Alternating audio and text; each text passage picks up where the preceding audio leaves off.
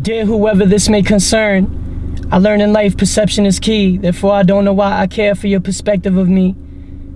You could call me a petty dude, but this life we live is a lie. If I don't make it by 22, I'll be homeless by 25. For those 3 years in between, I'll be working this 9 to 5, stacking paper to see Jamaica, then climb to the mountainside. That would be the place to reside, left to survive, left to be the only guy who bled his heart till he died. I'm from North Bergen, New Jersey. Yes! Wait, hold on. That was, yeah, shout out to Tony V. Manager. The way it happened was that I started... No. Okay. I was in school doing these little freestyle battles because my boy rapped. And then he dissed me one day, and then it just turned out to be like a whole rap battle thing that we were doing. Yeah, so it became the thing. It was competitive. And then I found myself just writing when I got home and stuff like that. And my cousin was like, yo, you gotta show your dad what you just spit right now to me or whatever. And I was like, nah, chill, like, let it rock. I was like 16, 15. How so it's old are you like, now? I'm 19. Oh. Okay. So it's like, Still young, like, does he really want to do this? We don't know. Like, you know, and who wants their kid to be a rapper? Like, that's not something, you know. Well, the first time that we seen him rapping on his own was in his room with his cousin. And but before that, we always knew that he was a great writer. Like, he would write stories like there's nobody else's business. Like, even from second grade, like he was a good writer. Great writer. So I thought he was gonna publish a book. I thought, you know, he was gonna do something in that field, like, you know, like something to that matter. But around 10 years old, I want to say, right? 10 years old, you know, I was in the room and his little cousin used to come over, and that's all they used to do.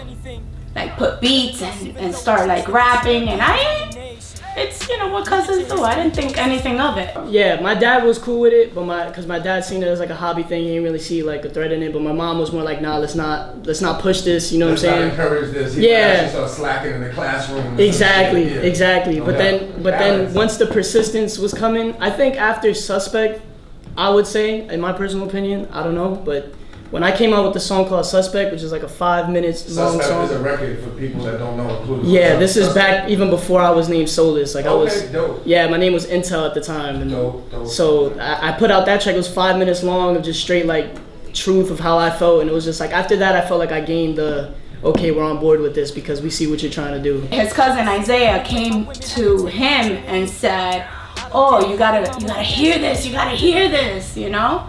So he went over there and he started like, oh my God, Tanya, you gotta hear him. He was souped. And I'm like, oh, here we go. Because, you know, he always wanted him to box. And I'm like, no, my son is too cute to be getting punched in the ring. I was like, he's not boxing, you know, and he had him here and there in the boxing thing, but I was like, no. And then he was like, oh, Tanya, you gotta hear him, you know, spit. And I'm like, so I go, and, you know, I hear him, you know, spit is nice, okay, but, you know, okay. Let's not get serious. This is because this one where everything is serious, let's go, you know? And I'm like, no, okay, calm down. He's 10, he's gotta go to school, he's gotta go to college. I'm like, calm down. But that was the first time we actually heard him, you know, rap. You know, who are some of your musical influences? 50 Cent, Nas, Jay-Z, Big Pun, Big L, Biggie, Pac, Eminem. Nobody from Jersey. Any Jersey? Das Effects, if you want to go there. Okay, I went there. I already went there. Who else was from Jersey? Queen Latifah. Queen La. Yeah, shouts to Queen La. Damn, there's a little bit of Rakim. Yeah. He was training at one point for the Golden Gloves. So he was training hard, you know, and going to school and writing music. So he was juggling 3 things at once. He wanted him to fight. He loved boxing. That was like, you know, he wanted his son to box and be a champion and stuff like that. But Solus liked it. Solus Louis to me, he loved it, you know what I mean? But he loved music more, so he had to choose. Even now, you know, he's still trying to like get him into the gym, and he does want to go to the gym. Yeah, we're getting him ready now for the Golden Globes again. He's gonna fight soon. I remember when we first went to the studio, I said, okay, you know, because I'm not gonna be one of those parents. I do want my son to succeed. And one of my things that I was talking to someone about was that, you know, if we pass away, if we die, I want to make sure he's okay. Even my other two girls. Like, that's all we want, is to make sure they're going to be stable and they're going to be good. You understand? And in this industry, it's hard. It's hard. In every industry is hard. Well, yeah. So I want to make sure he gets his education. Yeah, we can do this. I support you. We support you 100%. As long as you're still doing that and doing this at the same time. They say Louis, make a decision quick. As you can see, the game's in dire need of R.A.P. respiratory assistance, prick. Name a chick who claims to spit at the level and caliber I do. I give you a second and I'll wait. Now hold up a minute, I got you. Eminem, Big L, Big Daddy, Kane, Locks, The Furious Five, Tribe Called Quest, Tupac, Notorious, Rakim, Jigga, Jay-Z, Nas, that's all of them. Eskimos, Def, take a seat in my auditorium. Rhymes meant up, fine letter in the line, etch up. Headpiece, boom, back, rap, clap, dementia, out your mumble rappers. Tell me Louis chill, I figured I'd be humble after. Biggie said come now. Guess I ain't ready to die until the lyrics leave me breathless. Gotta show the industry what life after death is. Refugee coming from the land of hip-hop, singing ready or not. Here I come, feeling retarded yet I depart that part of your brain responsible for common sense. This time of events I'm bound to prosper next. Record labels incapable of finding hip-hop execs. My defense, I read the list, no competition, lines is bench.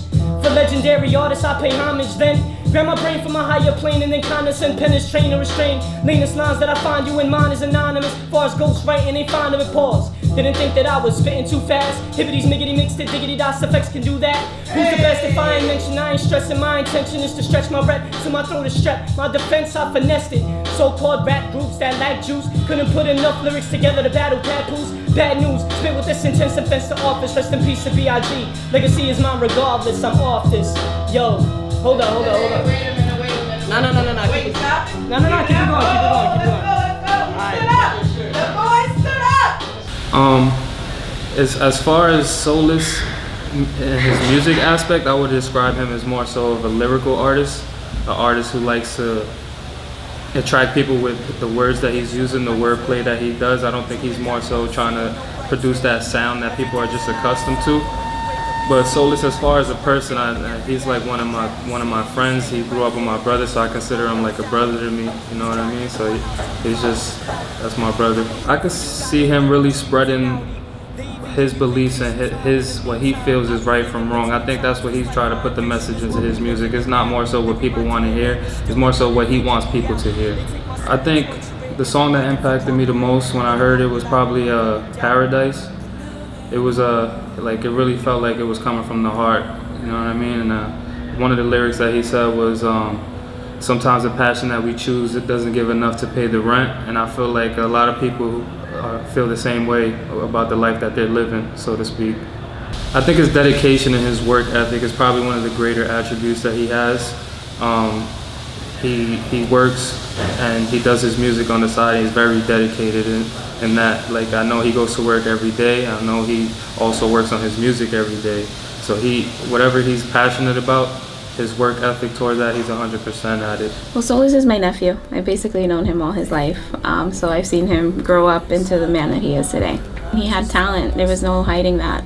I mean, his lyrics, you know, his sound, everything, you know, and the fact that he writes his own stuff was very impressive. He's very unique.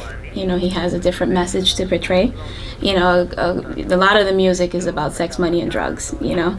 And he is more knowledgeable, and he's more, like, he has more of a positive message to give, which I think society needs, because music is basically, you know, it's a driving force that people, if you hear music and have something positive to say, it's something different as opposed to the negative messages that are put out there. My favorite song of the Good People EP is definitely Paradise.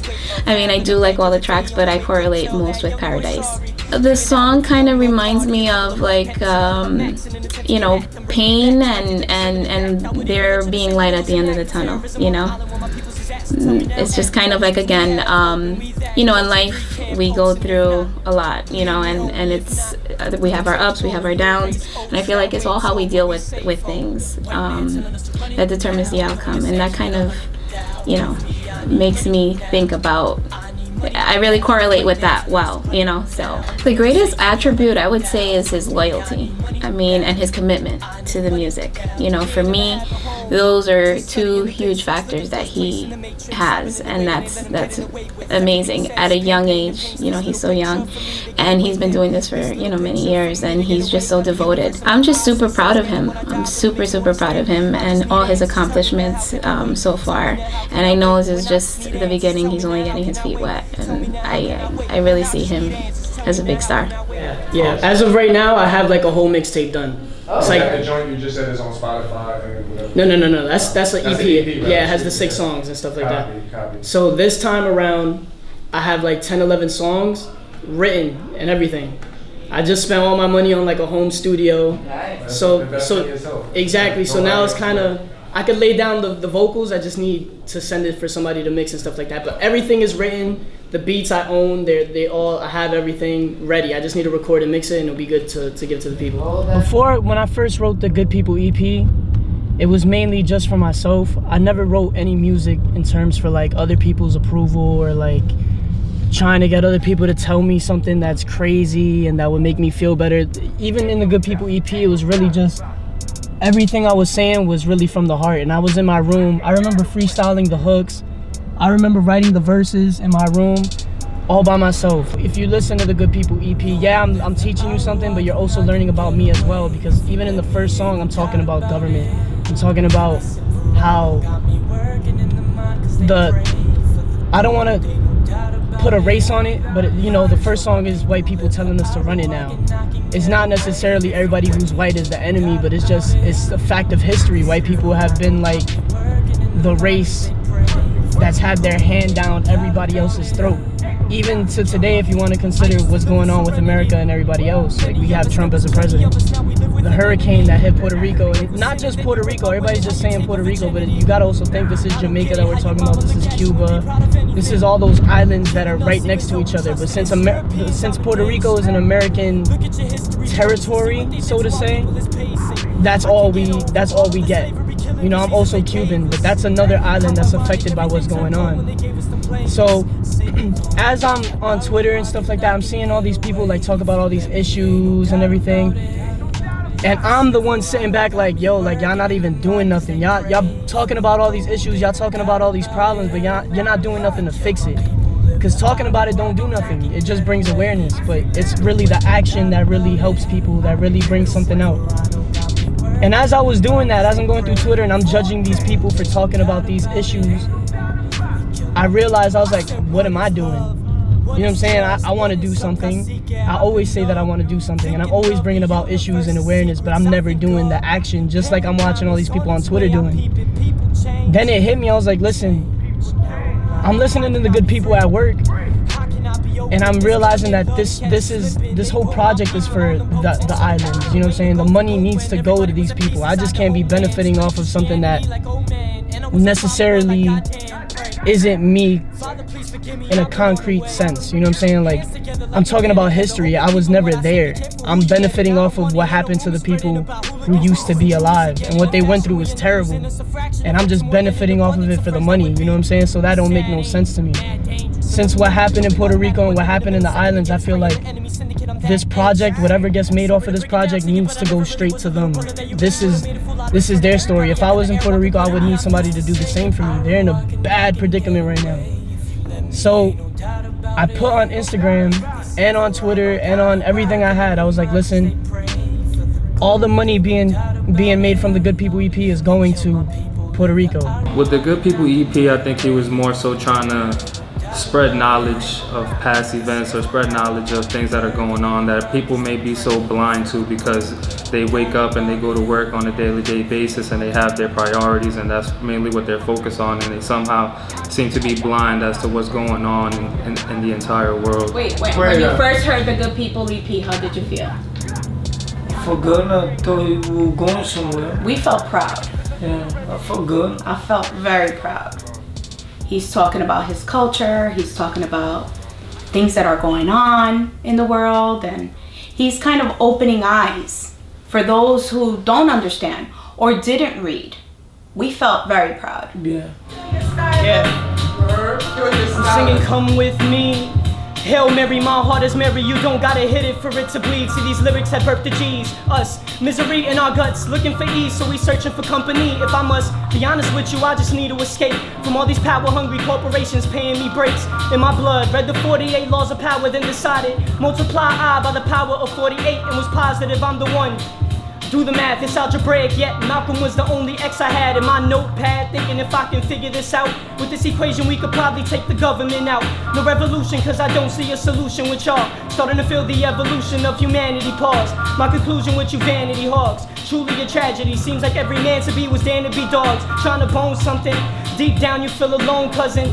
Money and hoes have damaged your soul. Soul is the sun, son of the gods. Rada Allah, Jah, even the rap ones from Biggie to Pun. He's very quiet.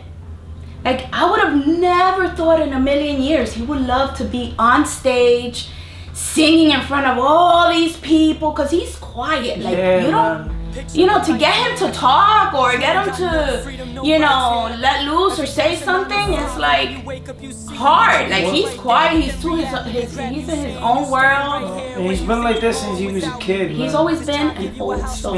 Yeah, man, Old since he soul. was a kid, that's crazy.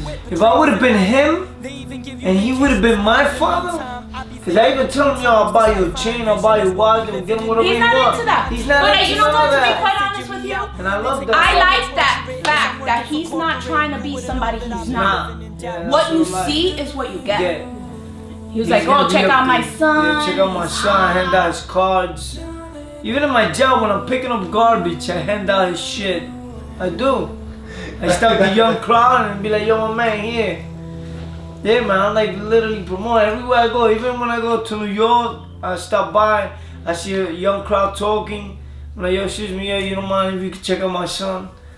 I'm like, yo, he's hot. Cause he is hot, man.